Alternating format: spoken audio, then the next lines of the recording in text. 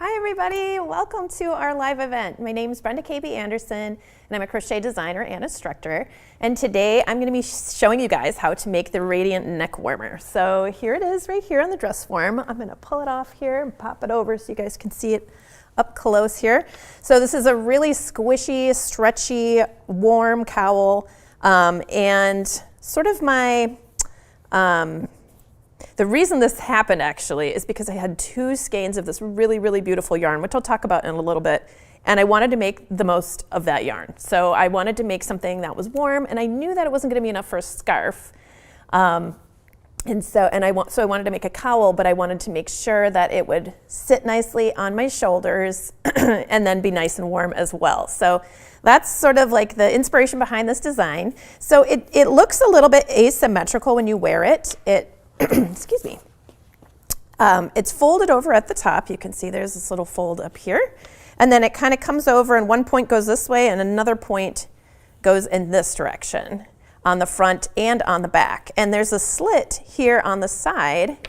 And then there's also a slit here on the other side that's tucked underneath. And those slits allow it to sit down on your shoulders, so it can kind of spread out a little bit there, but then you do have that extra length in the front and in the back to keep you warmer. So it's coming from a functional place, but I wanted it to be really beautiful as well. And that was easy because this yarn is so pretty, and I found a really cool stitch pattern that I like just by doing a little bit of experimenting. This is actually sort of a variation of the moss stitch, which is one of my favorite crochet stitches. And so we'll get into that in a little bit too once we start working this up. So this is a live event. If you guys want to say hi, if you want to, let me know if there's anything that I'm doing that's confusing or you need a little bit more clarification, you can put those questions in the comments and I'll be answering them during this live event. Also, if you guys have any suggestions for future live events, I love it when people throw those in there too. I've got a couple of things that I'm working on because of suggestions from you guys, so I really appreciate that. And if you just want to say hi or if you have advice, crochet-wise for your fellow crafters, pop that in, in the comments box as well. So, all right, so all you really need is 2 skeins of a chunky weight yarn. And of course, the skeins that, it's going to depend on what brand or type of yarn that you're going to buy. That's going to tell you if you need 2 skeins or possibly 3 skeins. The yarn that I'm using, you only need 2 skeins. This is a special yarn that's hand dyed. It's from Muse 2320, which is one of my favorite local yarn stores.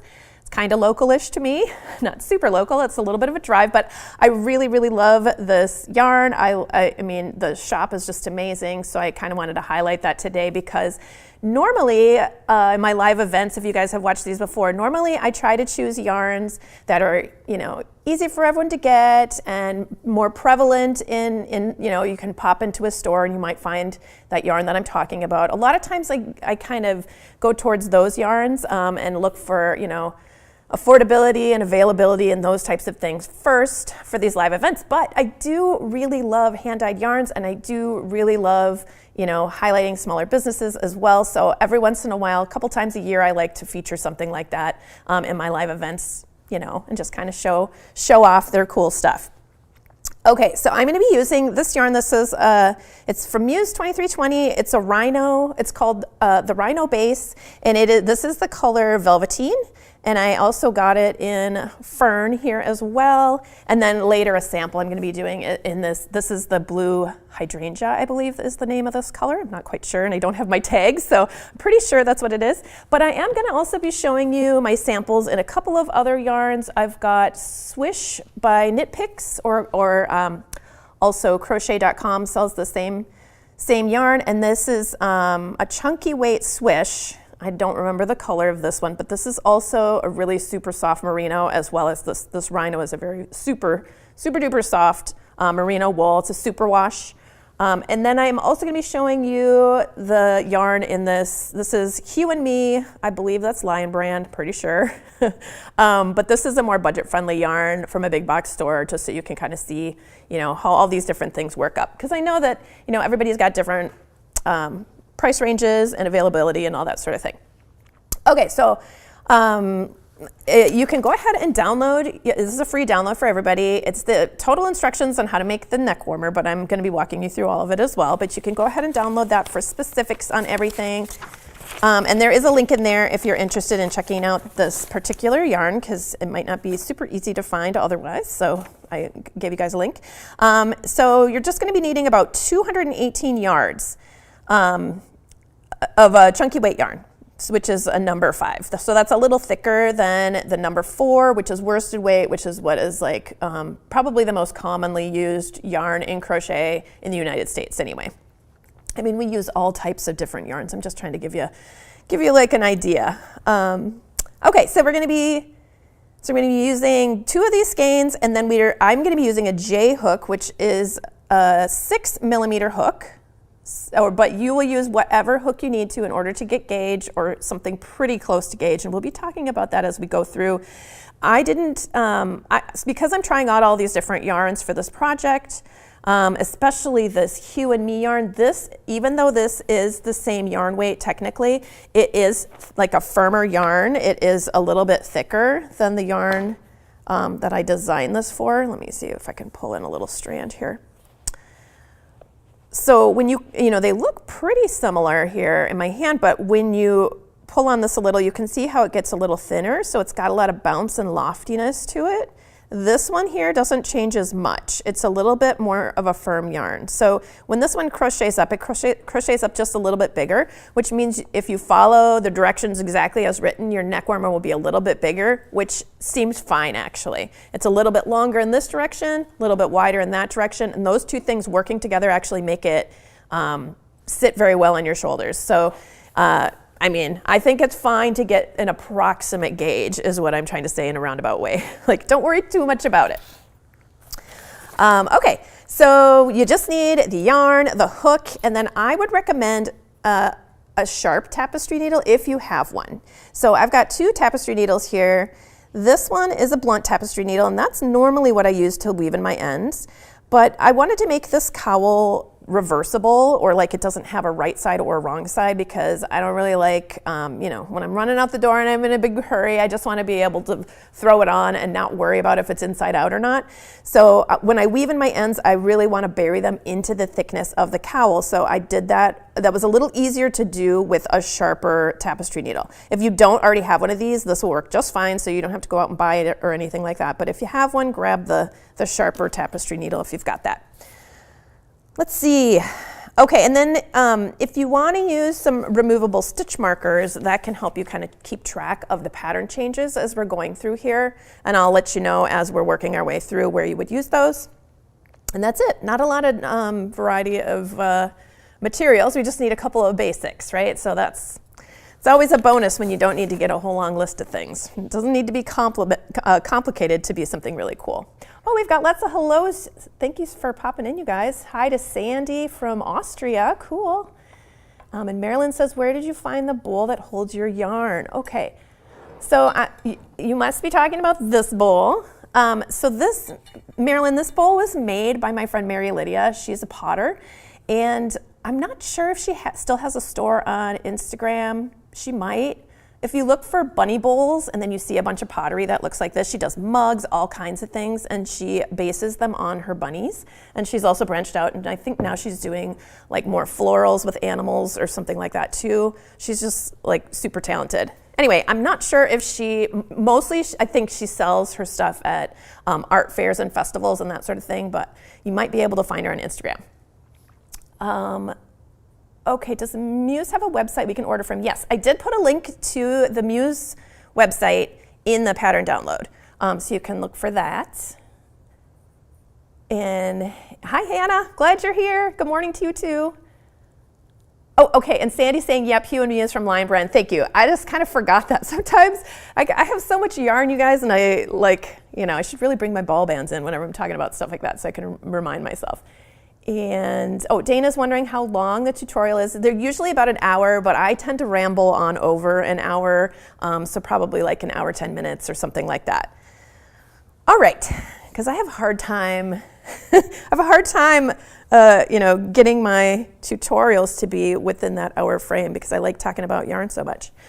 Okay, So let's get started on this. We're going to start out with a chain. Okay, so first of all, when we make this cowl, we're going to be making it sideways in turned rows, and we're going to be working most of it in the back loop. So we'll be talking about all those things if you've never done that before as we go, but just to kind of let you know where we're headed here. So we're going to put a slip knot on our hook, and then we're going to make a chain of 38. Okay, so 1, 2, 3, 4, 5, 6, 7, 8, 9, 10, 11, 12,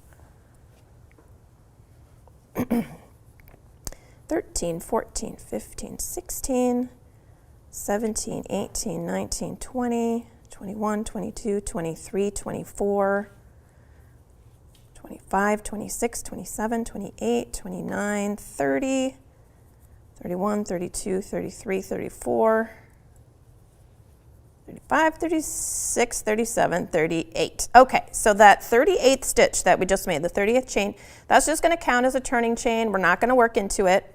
So we're going to, if you place your chain on the table, you can see that there's all these little V's kind of going in this direction, all stacked up. If you roll that towards you onto the table, so the V's are touching the table, you'll see that there's all these little horizontal dashes on the back, and that's where I like to begin working. It just makes for a tidier edge, and then later on we're going to be doing a little slip stitch seaming. It just makes it a little bit easier to seam our pieces together. So we're going to start in the second chain from the hook. Okay, so here's the first chain, there's the second chain, and we're just going to insert our hook underneath that strand, yarn over, bring it through, and then bring it through that loop on our hook, like that. So that's our first stitch. That's a slip stitch. So we're starting out with a little 3 rows, basically, of slip stitch. And then on the rows 2 and 3, we're gonna be working it through the back loop. So we're gonna insert here, grab our yarn, pull through, pull it through that loop on our hook, and we'll do that again, and we're gonna repeat that all the way across our piece. So when you do these slip stitches, if you are finding that your stitches are becoming tight, this is something that's very common for people to have really tight slip stitches. You can switch up to a larger hook if you'd like, and then later on when you start working the other patterns, which I'll be showing you in a little bit, then you can switch back to, back down to this hook size if that's helpful. If you're finding though that, if you switch up to a bigger hook, and you make your slip stitches, it might be hard for you on the next row to get your hook into your stitches. So because you didn't actually fix what's actually causing you to be making those stitches tight, which is, just slow down and watch as you pull your loop through and then pull through that loop on your hook. You wanna make sure, watch this loop right here, make sure if you pull a little too tight, then that loop will tighten up right here. So I'm doing this kind of exaggerated so you can see. Just if you slow down and make that loop a little taller, just pull it up a little more, and then when you pull it through this loop on the hook, just kind of pull it like that and don't pull in this direction. Don't allow that loop to get smaller. Then you won't have that problem. And maybe you won't have this problem anyway. But I do know, the reason I'm bringing this up is because I used to design a lot of things in the slip stitch through the back loop only ribbing. So like cuffs of mittens and hats and anything that you would want to be very stretchy and elastic and snap right back into shape, because that stitch is just incredibly good at doing that. So as soon as I discovered that, I was like, what? I can't believe this stitch pattern exists. Why did I not know about this? It's even more elastic and stretchy and returns to shape even better than knitting does. So I was very excited about it, and I started designing all kinds of things in that, and I would get lots of comments on like, this stitch is impossible, I can't get my hook in this stitch. So I knew, sorry, I didn't mean to make it sound so like that weird voice, but these were the comments I was getting, and so I realized, oh, this is tricky, this is harder, people are having a hard time with the stitch pattern. So I always, when I use it, I don't usually use it as much anymore, and I use it in these live tutorials where I can kind of explain if you're having trouble making those stitches what to do. Okay, so we reached the end. We're going to chain one. We're going to turn our work like you're turning a very long, skinny page in a book, just like that. And now we're going to work across, making our slip stitches into the back loop only. So normally when we work into our stitches, so this little chain here, when we turned our work, that chain is not going to count as a stitch, so that means we're not working into it. We're just using it as like a little ladder to get up to the next level. And here is the stitch where we would actually begin, right here. So normally we would place our hook underneath both loops of the stitch, but now we're going to be working underneath just the back loop, which is right here. Okay, so just underneath there. And we're going to be doing the same stitch. So we're going to insert our hook, grab that yarn, pull through the stitch, and pull through the loop on your hook. So that's our first slip stitch through the back loop. And we're just going to continue that all the way across. Okay, so you're just going to be working into that back loop only, and making those slip stitches across. And then when you get to the end, you will chain one, turn your work, and work one more row. So it's a total of 3 rows in slip stitch. The second row and the third row are both going to be worked into the back loop, how I'm showing you here. So what your piece will look like is like this. Okay, so this is kind of making a very like a firm edge. It just makes a nice edging on your piece. Here, let me pull it over here so you can see what this looks like. So that we're making this edge right here, just to give it a little bit of definition, a little bit of a border. It's kind of like doing the edging before you even start.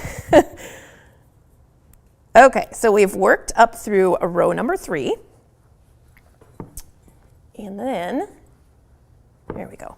And now we're going to be starting in our pattern stitch. So as we create this cowl, we're going to be working those first 3 stitches over here, and then the last 3 stitches over here are going to be worked in a different stitch pattern than what's in between. So this is all going to be one stitch pattern in the middle, and then on this end and on this end, we're going to be working in a different stitch pattern. So they're similar, so we have to slow down and then really pay attention to what you're doing until you get the hang of it, because this, the stitches we're going to be doing could be confused for, you know, we just need to make sure we're doing the yarn overs in the right places and not adding extra yarn overs in certain parts. So we're going to chain one, and we're going to turn our work. And I'm going to check in here because, oh my goodness, lots of people saying hello. Let's see. Oh, Molly says, love the yarn. Yeah, it's so pretty. Oh, and Toya is here for the very first time catching a live event. Hi, thank you. I'm glad you found us. I'm glad you're here. Awesome. Okay, so we've got a good morning from Grammy. And Kim says, hello from Kentucky. Is there a specific name for the green yarn you have from that muse? So this yarn, this is a rhino base, and this is called velveteen. And then this, and which is the same as this cowl here that I made it up in. And then this yarn is fern, I think is the colorway, and it's the same thing. It's the rhino base, and it's the Muse 2320 yarn as well. I hope that answered your question. Okay, so we're going to be starting here on row number 4. So we're going to, for the first 3 stitches, we're going to work in the yarn over slip stitch through the back loop stitch pattern. Okay, so that was a lot. Now this is slightly different than the slip stitch through the back loop pattern, which we were just doing. So those were all slip stitches, and this is a variation of that, where you do a yarn over first, and then you insert your hook, and again, we're just working in that back loop. Insert your hook, yarn over, and then you're going to pull up that loop, and then you're going to continue pulling that same loop through the 2 loops that are on your hook, like that. Okay, so we'll do that again. We'll yarn over, insert, yarn over, pull up, and then we're going to continue pulling that same loop through the 2 loops on our hook. Yarn over, insert, yarn over, pull up, continue pulling through those 2.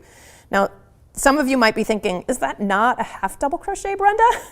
It's very close to a half double crochet, but actually a half double crochet is next. That half double crochet is going to be part of this center stitch pattern. So I'm going to show you the difference here. So in the next stitch, again, all the way across, we're going to be working in that back loop. Okay, so just keep that in your brain. To do a half double crochet in the back loop, we're going to yarn over, insert through the back loop, yarn over, and pull up a loop. And on the previous 2 stitches, we pulled this loop directly through those 2 loops.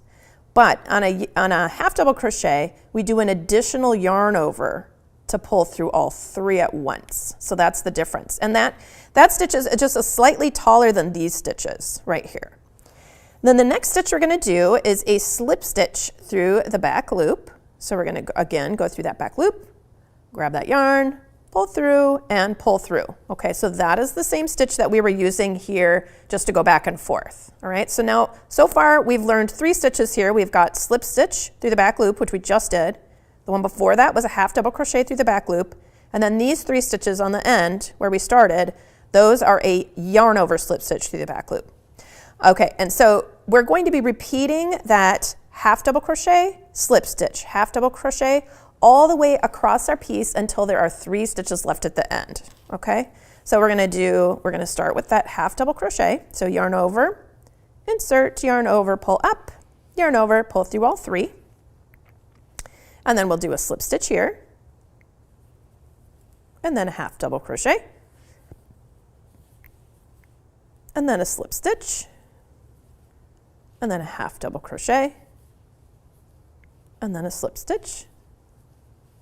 Okay, so we're just going to continue working this all the way across through that back loop only for every stitch. So if you have worked the moss stitch before in crochet, that is a stitch pattern that is used that uses a half double crochet alternating with a slip stitch all the way across. It's exactly the same thing we're doing here, except we are working this in the back loop, and then the next row is actually going to be a little bit offset from how we normally do our moss stitch. But it's the same 2 stitches that make up this stitch. As far as I know, this stitch doesn't have a name. I kind of looked to see if I could find other people using this and didn't find too much. I'm sure other people are using this.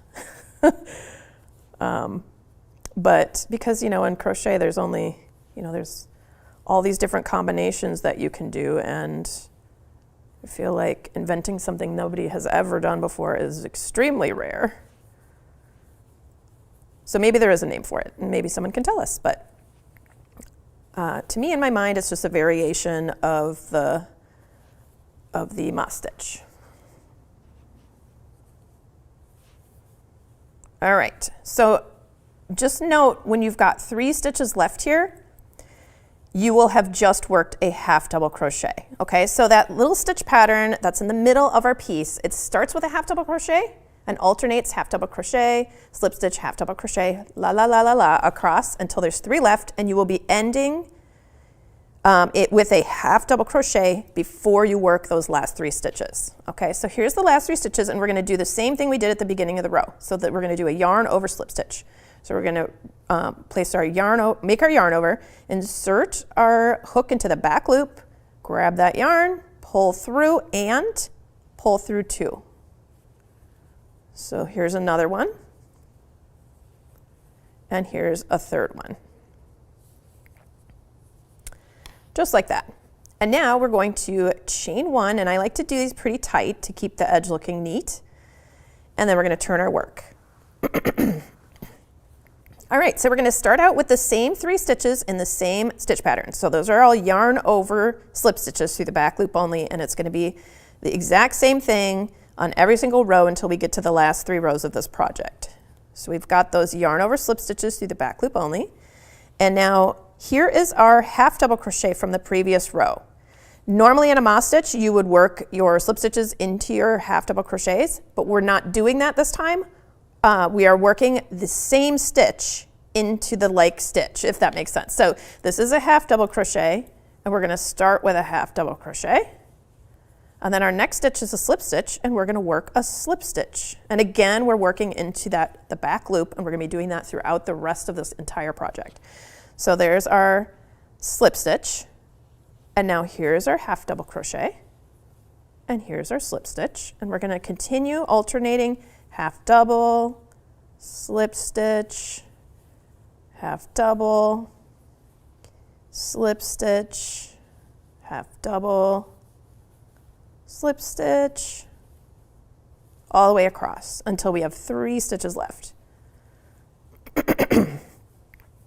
And you guys, this is so easy to memorize because you don't have to know what row you're on. It doesn't change per row. It is a 1 row repeat. It's exactly the same thing for every single row until we get towards the end of the cowl. And then we'll switch it up a little bit and do another little slip stitch border. There's one little anomaly halfway through the cowl where we create a little slit in the cowl, which I kind of showed you earlier. And so I'll be showing you guys how to do that in just a minute. But other than that, this is most of it right here, just learning this stitch pattern.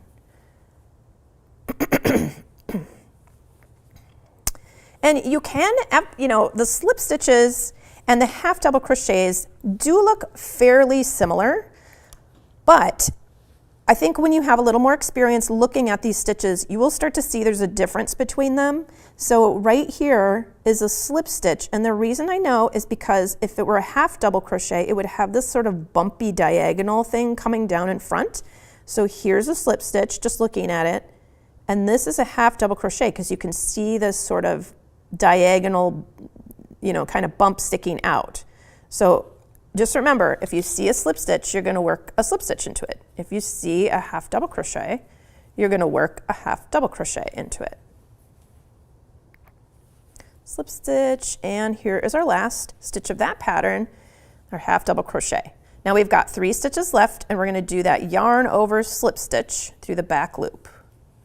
So yarn over, insert, yarn over, pull up, and continue pulling that loop through the 2 loops. Right there, like that. Then we will chain 1 and turn our work. Okay, and so you're starting to see like a little groove here, a little row of bumps, and as we continue, you'll start to see that sort of ribbed appearance showing up. So here's our first 3 stitches. Those are the yarn over slip stitches through the back loop only. And now here we have on that 4th stitch, that's that is our half double crochet stitch. So in the back loop, of course, and then a slip stitch, half double crochet, and then a slip stitch, half double crochet, and a slip stitch. So the stitch pattern is really fun. It's so easy to make, and it looks kind of complicated when you look at it. It isn't recognizable, I feel like, as a regular crochet stitch. And it has a lot of stretch to it, a lot of texture, but it looks very neat and orderly. Like your eye can definitely pick out, these like little stripes and bumps. Let me pull in a larger amount of fabric so you guys can see what this looks like. So you can see those it's sort of corrugated, it's got all these like grooves and bumps, but they look very orderly, and they're really stretchy, and it bounces back pretty well into shape like that. So it's nice because it doesn't get all, cowls will stretch out to some degree as you wear them over time, but you can always wash it and block it and then reshape it.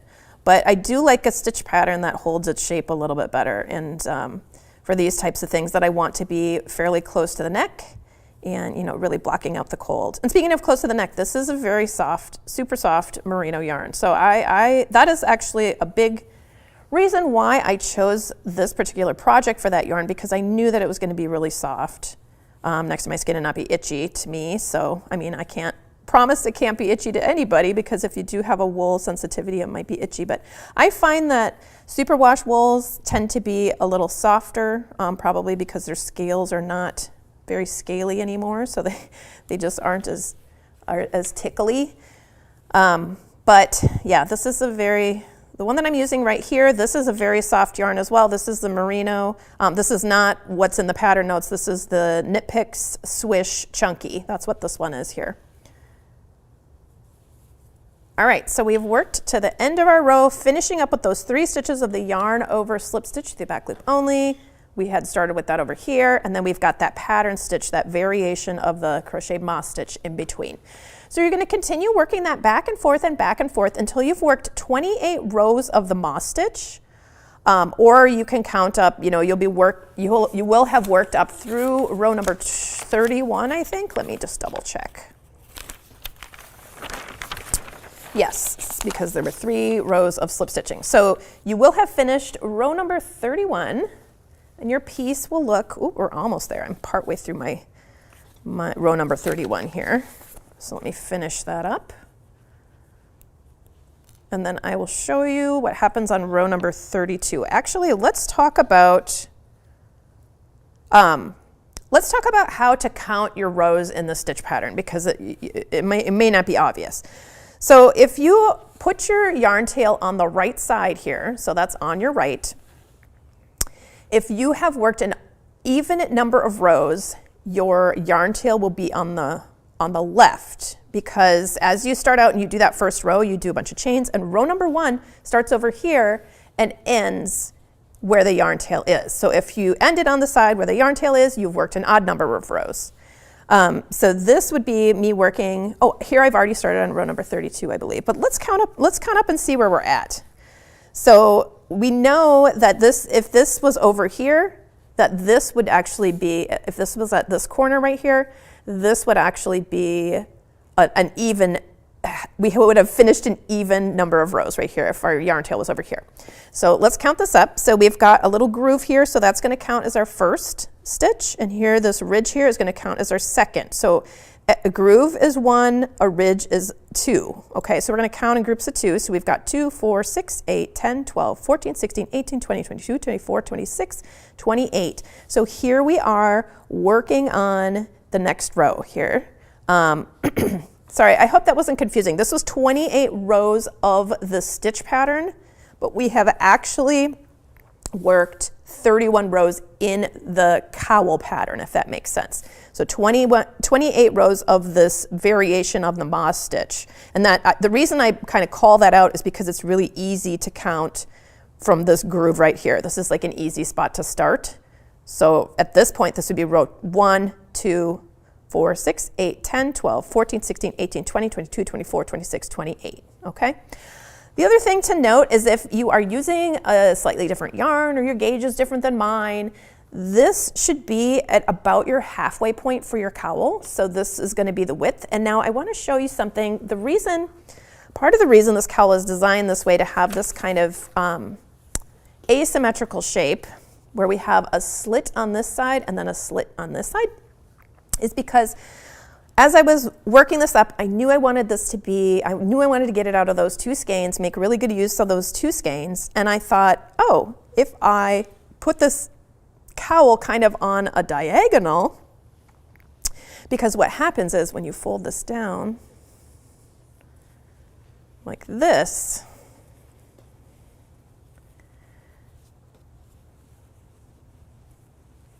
you can see, oops, there we go. So what we're actually doing is we're folding the top edge at a little bit of a diagonal, because you've got 1 point coming out here and 1 point coming out here.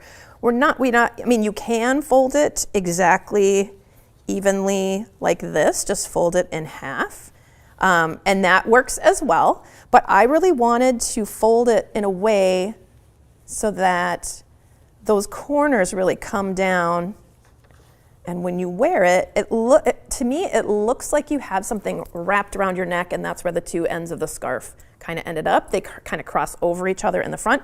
If this is a little confusing, if you check out the picture on the front of the download, you'll see what I mean. But you can see those 2 little ends kind of poking down. What happens when you do that is you actually are allowing this, because this is at a diagonal now, you can see here's the ribbing. This is at a diagonal now, this tube.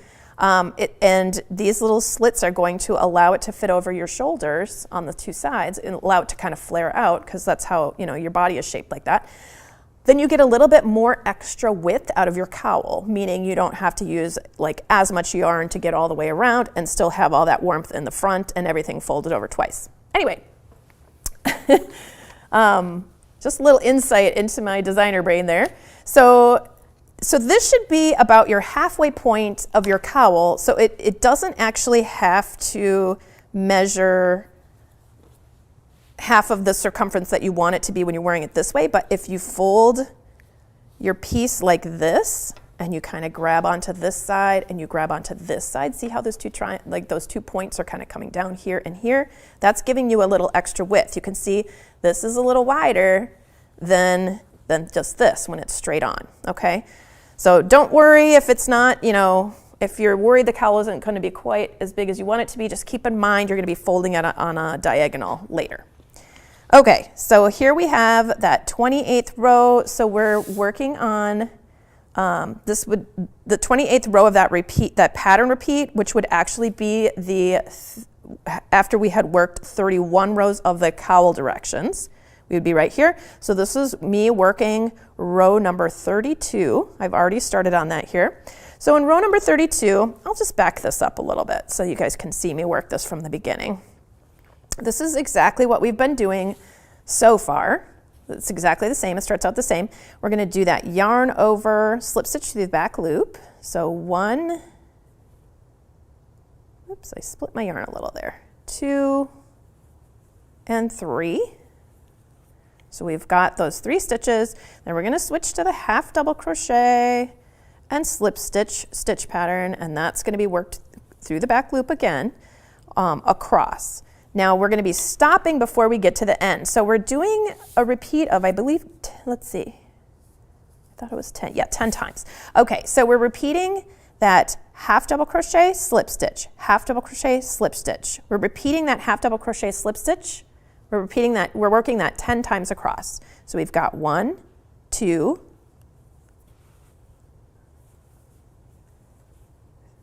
3, 4, 5, 6, 7, 8, 9, and 10. Okay, so we should be, like about 2/3 of the way across our piece where we're ending up. And then this little section right here, we're just going to be working some slip stitches. So we're going to do a total of 14 slip stitches. So we're just doing slip stitches through the back loop. So I'm going to actually place a stitch marker in that very first slip stitch that we made just now, okay, so let me clarify. The first slip stitch after we finished repeating that pattern. So the pattern was half double crochet, slip stitch, half double crochet, slip stitch, right? So after we repeated the half double crochet, slip stitch pattern across here 10 times, now we're starting with another slip stitch. So it's right next to the slip stitch where we ended, okay? But I want to mark the one that's part of this next pattern stitch. So these are all going to be slip stitches through the back loop all the way across, starting with this marked stitch.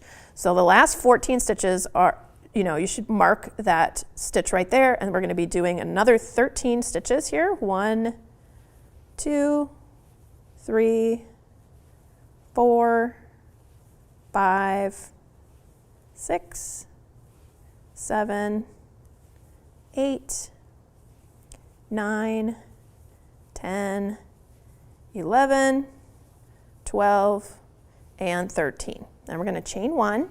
We're going to turn our work. And then we're going to do 14 slip stitches once again. So working through that back loop. 1, 2, 3, 4, 5, 6, 7, 8, 9, 10, 11, 12, 13, and our 14th slip stitch is in that marked stitch. So I'm going to remove that, place it back in that slip stitch we just made, And now this section here is going to be continuing in this whole stitch pattern we've been working over here, okay? So we're going to be starting that with a slip stitch right here. So here's our first slip stitch and then our half double crochet. Okay, so we're just working this stitch pattern as if we never stopped in this little section here. Oh, hello, Janet. I'm glad that you're here. I'm glad you could be here. Oh, and Sandy, I reckon. Okay, let's see. When you fold it like that, the ends will also end up under the collar of your winter jacket. More warmth, and it holds its place better. Exactly. Yes, that's what I was thinking is like, you know, you put this on and then you put your coat on over it. And I really meant for it to just sort of cover your neck and then come down in the front and in the back.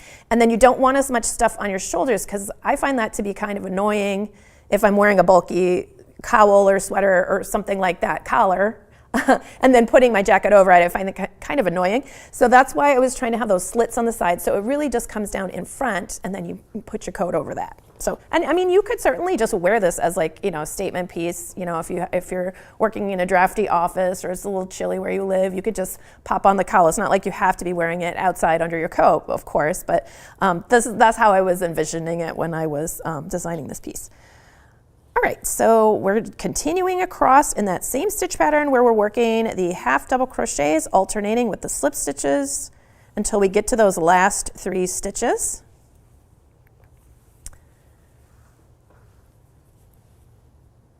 I have a question here from Tanya. What is the purpose of ending 3 stitches with those specific stitches instead of doing the full half double crochet? Oh, that is a good question. So, oh, she sees it now. Okay, creates a nice edging. Yes. So it's pretty subtle, but you can maybe see there's a difference between how this looks right here and how this looks right here. In real life, this is pretty, like in real life. I mean, when you see this, you know, when you create this in your lap, you'll see it a little bit better. I think it's a little harder to see on camera, but this is a little bit lower profile. This is a little bit bumpier, and I just liked how it looked to have this extra stretchy bit, and it makes it, I feel like it just makes a nicer, a neater edge to it. Now, if you're like, ugh, that's too much to remember, I don't want to do that. You don't have to do that. You could just work this stitch pattern back and forth. Like you could just take, you know, learn from the stitch pattern, starting with, you'd have an odd number of stitches and you'd start with a half double crochet and then end with a half double crochet, and you just continue working in that stitch pattern, and you can make a really awesome, lovely cowl just with that stitch pattern. You don't have to monkey around with all these other stitches. I just threw those in there because I really liked how this edging looked, and I liked how easy it stretched and it wants to spring back into shape, and that aspect of this particular stitch pattern I thought would be really good for the bottom of the cowl when you're pulling it on, so that it can kind of flare out, and then when you take it off, it shrinks back. So it's partly functional, partly how it looks, but also, you know, you're in charge of your own crochet, and you can, you can learn these different stitch patterns, and then you can make up whatever you want to. You know, you can make the cowl just as a regular tube in this stitch pattern if you want. That would make a really nice cowl as well. So you got lots of options when you know all these different stitches. You can put them together however you like them to be. All right, so here's our last half double crochet through the back loop, and now we've got those 3 stitches, and we're going to be doing our yarn over slip stitch through the back loop only for those last 3 stitches here. We'll chain 1, turn our work, and now you can see it's a little taller here, a little narrower here, and this is like a kind of a more dense area of some slip stitching here. This is going to be the edge of that one of those slits right here. That's what is forming right here. So we're going to do the next row, which is row number 34. If you're following along, or if you want to check this out later, we're going to be doing that yarn over slip stitch through the back loop in the first 3 stitches. And then we're going to work that half double crochet alternating with the slip stitch all the way across until we get to the stitch before our marked stitch.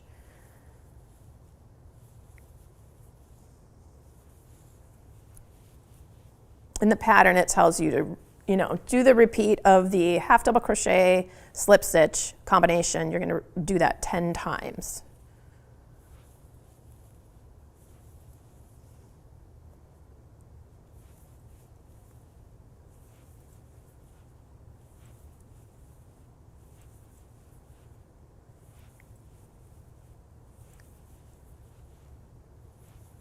All right, here we are. There's our half double crochet. Here is our last stitch before that marker. Okay, so we're going to stop with that slip stitch. And now, instead of continuing here, we're going to chain 15. So the last of those chains is just going to count as a turning chain, but we're going to do 15 chains here. So 1, 2, 3, 4, 5, 6, 7, 8, 9, 10, 11, 12, 13, 14, 15. And now I'm going to turn my work so I can work back in the opposite direction. And this is row number 35. We're going to start with a second chain from the hook. So here's the first chain, here's the second chain, and we're going to work into the back loop, not the bottom, because if we worked into the bottom of this chain, like I normally like to work into the bottom of my chain, that's going to cause this to be twisted over here and be kind of weird right where it joins on. So we're just going to be working in the back loop. So that just means we're inserting our hook right here. See, there's the V, we're just putting it through one loop there. But if you're unsure about where that loop is, don't stress out about it too much, because it really doesn't matter that much. Later on, we're going to be putting a little edging into these stitches here, but there will be loops for you to place your hook in, and you don't need to worry about it. I'm just trying to be clear in case you want to be following my pattern exactly. All right, so we're just doing those slip stitches through the back loop of this chain. And then once we get back to that section where we had been working the slip stitch, half double crochet repeated, then we're going to go back into that stitch pattern, okay? So here is a slip stitch, that's our next stitch. So we're going to do a slip stitch here and a half double crochet here. Slip stitch, half double crochet. Again, still working into that back loop. So we're right back into our pattern stitch.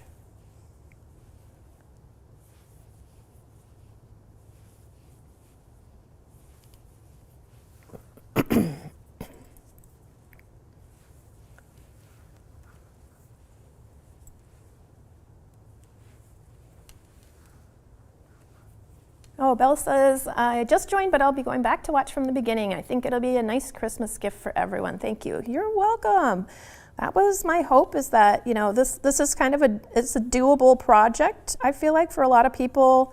From now until Christmas, you know, it doesn't take too much time. Once you get the hang of these stitches, it's pretty quick. And it, you know, it's one of those things that doesn't take a ton of yarn either. So that's also helpful when you're trying to figure out gifts for people. All right, so here's our last 3 stitches. These are all yarn over through the back loop. Yarn over slip stitches through the back loop. We chain 1, we turn, and then we're going to continue working back and forth again in that same stitch pattern all the way across. So once you get over to this little section here, you just continue working into it. And it might be a little tricky to see where exactly is the top of this. I can't tell.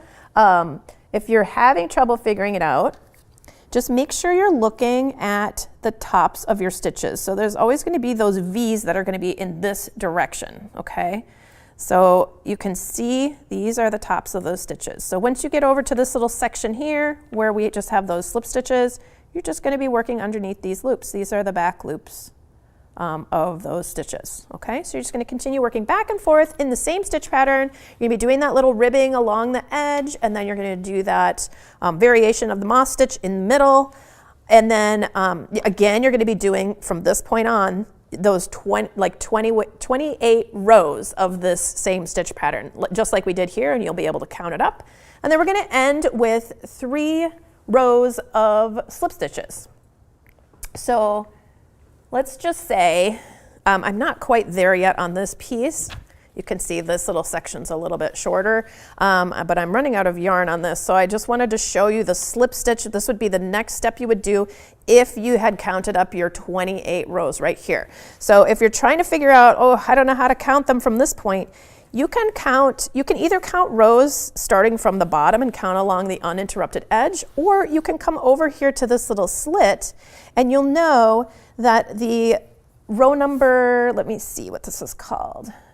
Row number 35 let's see, is that right? Yep. Row number 35 is the first row in this direction on top of that little chain that we made. So remember, in row number 34, we stitched along, la-di-da-di-da, and then we get over to here and we do that chain.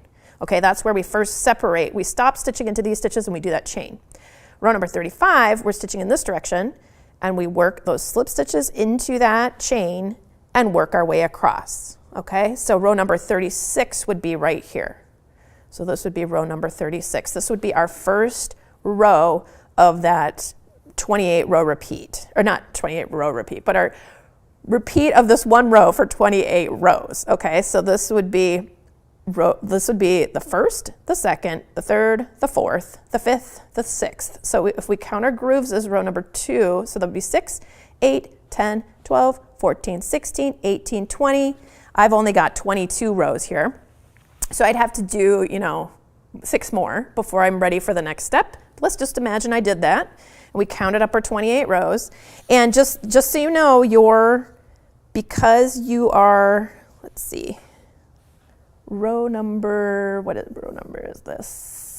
63 would be the last row that you would work if you counted your rows all the way from the very beginning. So that means 63 is an odd row. So that means your beginning yarn loop, or your ending, your very last stitch where your working yarn is, that should be on the same side of your piece as your very beginning yarn tail. Because remember, when you're stitching toward that yarn tail in this direction, that means you're working an odd numbered row. Okay, so let's just imagine we have worked up through row number 63, and now we're going to be doing 3 more rows of our slip stitch pattern. So we'll just chain 1, we'll turn our work, and then we're just going to work a slip stitch into the back loop all the way across. So we're just doing those slip stitches. This is what we did at the very beginning of our piece, working back and forth in turned rows in a slip stitch. This is not the yarn over slip stitch. This is just a slip stitch in each stitch across, working in that back loop. Okay, so you would do that, get to the end, chain 1, turn, go back in this direction, chain 1, turn, and go back in that direction. So you have a total of 3 of those rows. And your piece will look like this. Here we go. It looks like I have a couple more stitches left of this last row of slip stitches. But you should be ending on the same side as the slit and the opposite end of your beginning yarn tail, if that makes sense, because you just did 3 more rows. We're just finishing up that very last row of slip stitches, and then I'll show you how to seam it together. All right, we're going to chain 1, we're going to turn our work, and then we're going to take our foundation chain edge, which is right here, and we're going to place that right up in front of the last row that we worked. Okay, so here's our foundation chain edge, here's the last row that we worked, and we're going to slip stitch part of this across, and then we're going to leave a section open. So that's going to create the second slit. So let's see. We are in this little section in our pattern. It's after all those rows. This is explaining how to do this, just in case you're wondering and you want to find this later in your directions. But we're just going to be doing slip stitches for 23 stitches, and then we're going to leave the remaining 14 unworked. I know this says 22 here, but that's because we work 1 slip stitch and then we do it 22 more stitches, sorry. So we've already chained 1, and we're going to place our hook into the back loop of the row in front, the back loop of the row in back, grab that yarn, pull through the loop on our hook to create a slip stitch. So again, we're placing our hook in the very back loop, and then through the back loop of the edge behind, grab that yarn, pull through, and pull through. So that's 2, 3, 4, 5, 6, 7, 8, 9, 10, 11. So just, I'm going to keep doing this and trying to count while I'm talking. We'll see how that goes. But if instead of doing these slip stitches, if you prefer to just fasten off and then you could abut those two edges together and do a whip stitch, that is another way to do it. I actually almost designed it that way because it lays a little flatter. But then I thought, oh, you don't really even see this edge, and after you block it, it's plenty flat, so I didn't worry about it because I feel like this is a faster way to do it. I think most crocheters appreciate when you don't have to do a lot of sewing type of finishing at the end. Actually, I am curious about that. If you have thoughts or strong opinions about doing any sewing or finishing in your projects, let me know. I'm curious what you guys think about that, because I have heard lots of people talk about, oh, that's too much sewing, I don't want to do that sewing. But maybe it's only the people who really don't want to do the sewing who are vocal about it. Maybe most people don't mind. Hard to know. Okay, so let's check and see how many we have left here. 1, 2, 3, 4, 5, 6, 7, 8, 9, 10, 11, 12, 13. Oh, I was off by 1. I'll just pull that one out. All right, so we've got our 14 stitches left on this little edge here, and then we're just going to go ahead and fasten off. So I'm just going to cut my yarn, give yourself enough to weave in, and pull that through.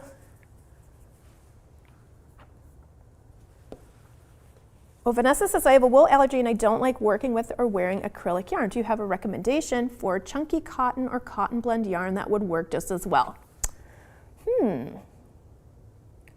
Let me think on that. I feel like Knit Picks has a fluffy, chunky cotton yarn that they sell. I've never used it, so I can't like wholeheartedly recommend it because I've never used it, but I think it would be nice if you could find a yarn that's cotton that has some kind of loft to it, or maybe it's like one of those chainette structures that's a tube and then they blow fibers into it, although I don't know, I think they do that with cotton, and maybe that's how that one is made, I can't remember. But it would be nice if your cotton yarn wasn't like, you know, like a dishcloth cotton or something that was a harder yarn.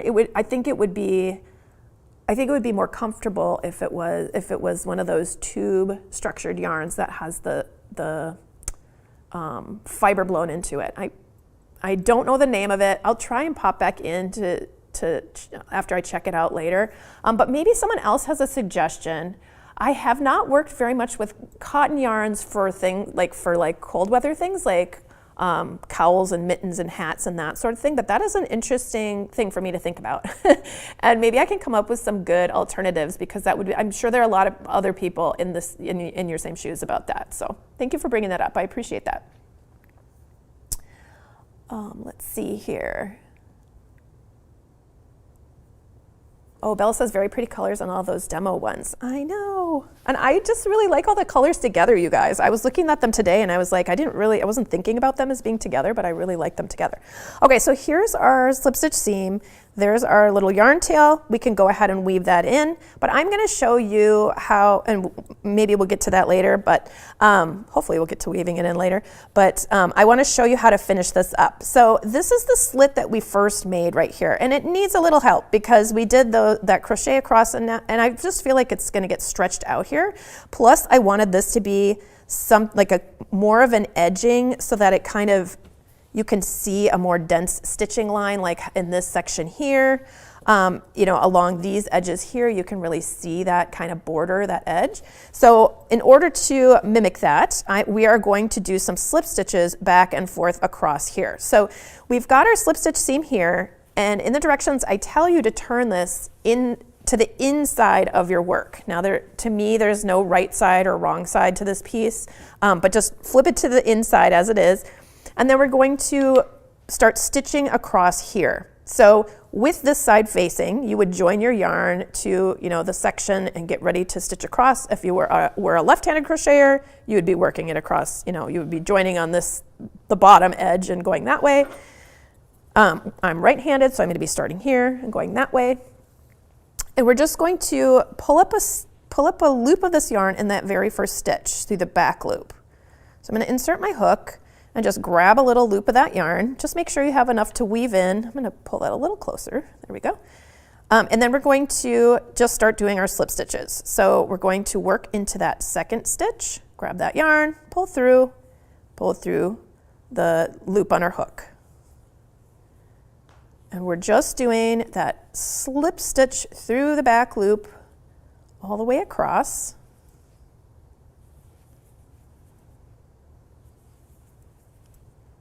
And so that should be a total of 14 stitches, because remember we did, when we made that slit, we chained 14 plus we had one extra for that turning chain. So we've got those 14 stitches across. There's my last stitch. And then you could just kind of skip over that stretched out part of a stitch there and then just start working into these loops on the other side.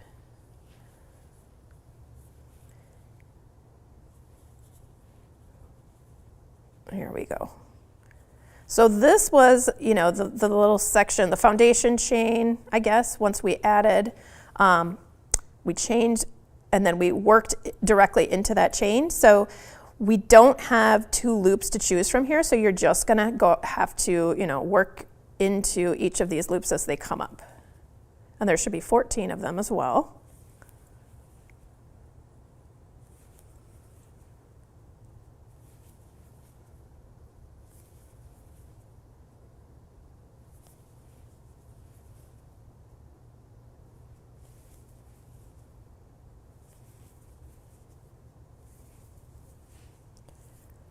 All right, I've got 2 more left. There we go. And then we're going to chain 1, turn our work, and now we're going to do another row of slip stitches through that back loop.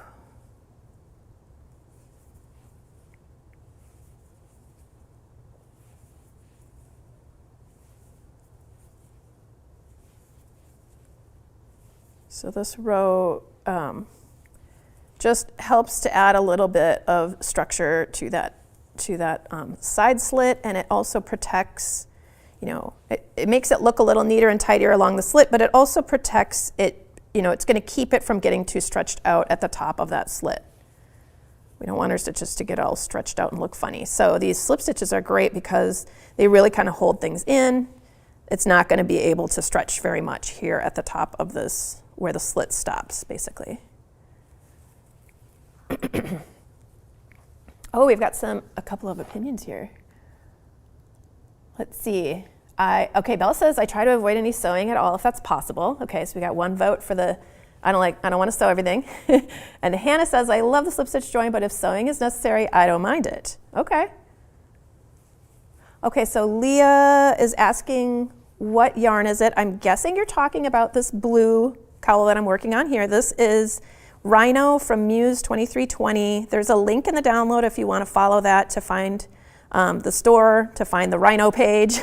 Rhino is the name of the base, and then the name of the color of this blue is blue hydrangea.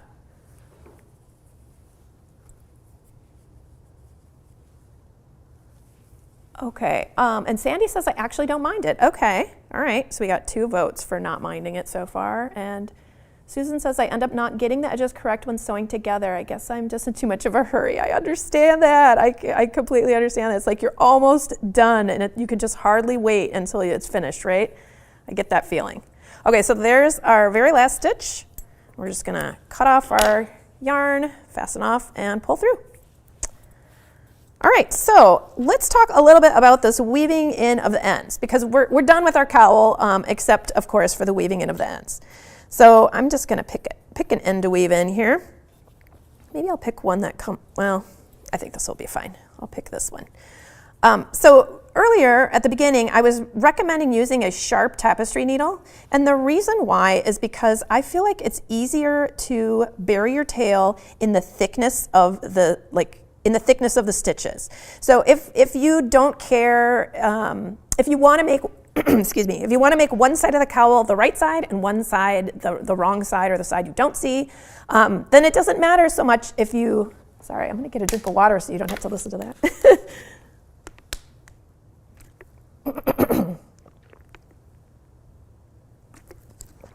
If you want to just designate one side as the wrong side, then you don't have to be as careful about how you weave in those ends.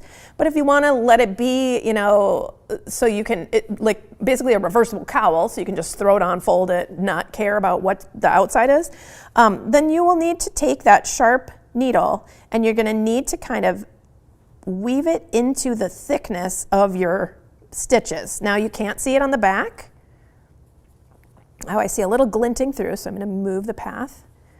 It's in the thickness of the stitches, and that is easier to do with this type of yarn needle where it's actually sharp. And the thing is that I like about it is that it's going to keep it, because you're piercing through these strands, you're not going in between strands of yarn like how we normally do. You're piercing right through the centers of these strands. It's going to hold it a little bit better, Superwash yarns tend to be a little bit slippery sometimes, and so your yarn ends might pop out a little bit more than if you used a non-superwash wool. That would be a little grippier, and that would hold it in place a little bit better. So that's an extra bonus for using this method of the sharper tapestry needle. But if you don't have one, don't worry about it. You can just, use your other tapestry needle, and you can probably pierce through those strands just fine as it is. I don't think it's going to give you too much trouble. It's just a little bit easier with that sharper needle. So you just go ahead and weave in all your ends. And and I should mention too, if you want to block your piece, you can block it while it is still open before you do that slip stitch seam, or you can block it afterwards as it is right now. Just as like a little folded over cube, and then you can go ahead and fold your piece. I mean, just imagine I stitched all of these ends in, which I did not. I'll be doing that later. But again, I really like to fold this so that it's got these sort of little jaunty ends sticking out. This is just how I envisioned it, but of course this is your cowl, so you can do whatever you want with it. You can fold it however you like, but that is how I meant it to be, and that allows us to have a little bit of extra width here in the cowl if you kind of fold it at a little bit of an angle like that, if that makes sense. All right, let me see if there's any more questions. Okay, Leah says, it depends because I do a lot of hard sewing on amigurumi, so straight lines are fine, except it can be annoying to weave in an end because I weave in very securely. Yeah, I hear ya. I do a lot of amigurumi too, so it is, but I feel like that makes you good at, sewing and being precise about it when you're working on amigurumi because it really affects the look of it so much. So that's actually, that's probably helped your seaming, I'm guessing, and made it, made you not dislike it too much. Okay, Leah says, is the green, teal, and blue yarn next to you? And what are you working on, acrylic or something else? Okay, so these yarns, and this one, the one that's in the picture on the download, these are all from Muse 2320. Here's the label right here. So these are all hand-dyed yarns, and I did put a link in the pattern so you can find this, because I know this is like a little bit of a specialty thing. So these are 100% merino wool. They're super soft, they're hand-dyed, and they're just, I really love this squishy, chunky yarn. So these are all chunky yarns. And then this one is Knit Pick Swish in a chunky, and this is the merino wool as well. It's very soft. And then this one, the brownish one, was Hue and Me Lion Brand. Thanks to whoever put that in there for me because I forgot earlier. And this is, I'm pretty sure it's 80% acrylic, 20% wool, but it might be 100% acrylic. I'm pretty sure it's 80-20, but it is Hue and Me. All right, I think, let's see. Oh, do you have any samples with more than one color? Wondering where one might make color changes. Oh, I don't have any samples with more than one color, but I would say if you make your color changes, probably every other row would be good. I would try that. I would do just a little sample. Just do a little swatch. There's actually directions in your download for just doing a swatch of the main stitch pattern in case you want to follow something. And then just switch it out. I actually think it could look really cool if you switched it on every single row, but then you'd have to carry your yarn and then maybe do some sort of edging. Not really sure. I haven't explored that yet. But if you look at it, it would be cool if if these were a different color than if the ridges were a different color than the valleys between them. It would look sort of like brioche or like one of those two color ribbed things, I think it would look really cool. So that would be something to experiment with. All right.